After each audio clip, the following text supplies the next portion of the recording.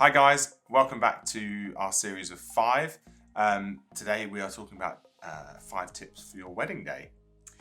We think we have a fantastic perspective because on a wedding day, because we're there from start till really close to the end, and we see it from the couple's point of view and from the guest point of view. So from that, and because we've done quite a lot of weddings now, we have got a ton of tips for you for your wedding day, so much so that we can't fit it into one. We can't just do 5, we want to do a few more. So we're going to have part 1 and part two, and today is part 1, which is going to be focused on the prep, a bit of prep before the wedding day, and then the breakfast or morning up until you sitting down for dinner at the wedding breakfast.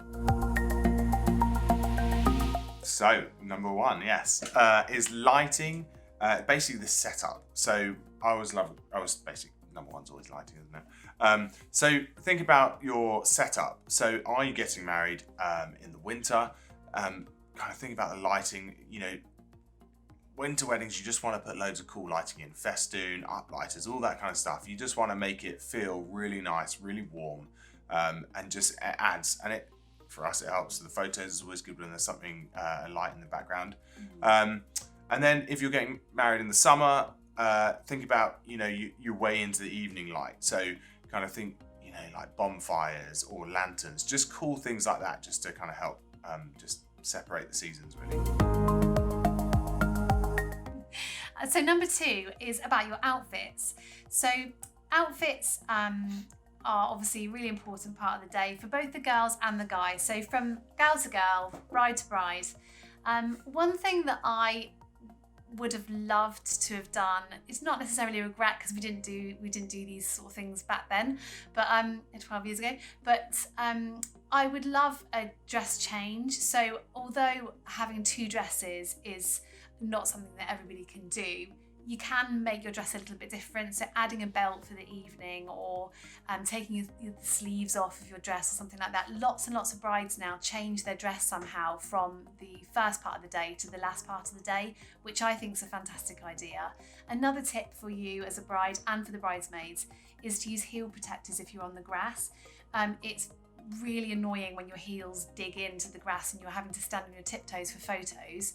We often put something underneath the bride because they have to stand there for so long, but not all photographers will do that, and so it's a really good idea for you and your girls and mums to have something on your heels.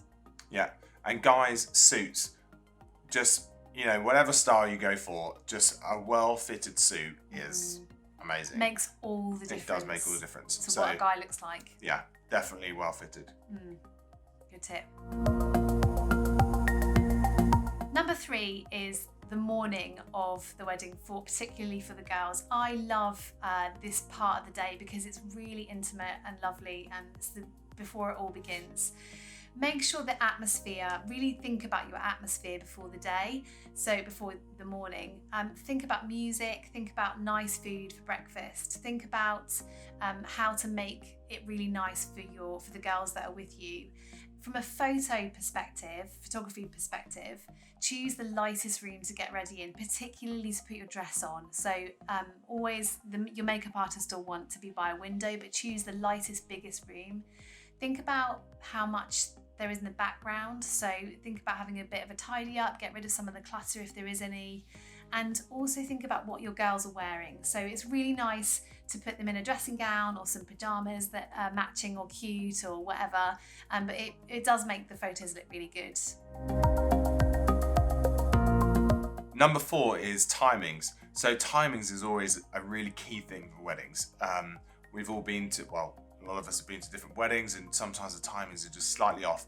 I'm really going to just say about kind of timings at different times of year. So if you're thinking of a winter wedding, think about having your ceremony at 11 o'clock in the morning. It just kind of gives you that extra amount of time of daylight, if you want any daylight, or just put it at 4 o'clock and do the whole thing in the night, or in the darkness, sorry. But that's always an option. And then if it's in the summer, maybe think about a 2 o'clock ceremony where you're past the kind of, in theory, you're past the real heat of the day. Maybe you're in a cooler church during that time. It just works. And then you obviously, because the evening you got till 10 o'clock really at night time. So that's just a few ideas on timings. Number 5 5 is stuff to do. There can be quite a bit of time at a wedding where people are standing around, particularly at the wedding reception and after, before dinner and after dinner, and it's a really lovely idea to have things for your guests to do. So one wedding we went to was a Mexican themed wedding, and they had loads of activities, or like fairground kind of activities that were really fun that you could go around and have a go at and get involved with. And we've been to lots of weddings before where they've got things to do, and it's just a lovely way of getting guests talking to other guests. It's great for people who don't know that many people, and it's just really entertaining and lovely. So think about it in the daytime and in the evening, because there's stuff that you can do in the evening too that will just like help kind of get that atmosphere going and get the party started and get people having fun. So stuff to do is a really, really good tip. So that is our 5 tips for your wedding. That's part 1. We've got part 2 coming. So part 2 is from sit down wedding breakfast to the end of the day. So top tips for that part of the day for you. Couldn't fit it all into one. No, so we will upload that in the next few days. Yeah. Thanks for listening, guys. Cheers. Bye. Bye.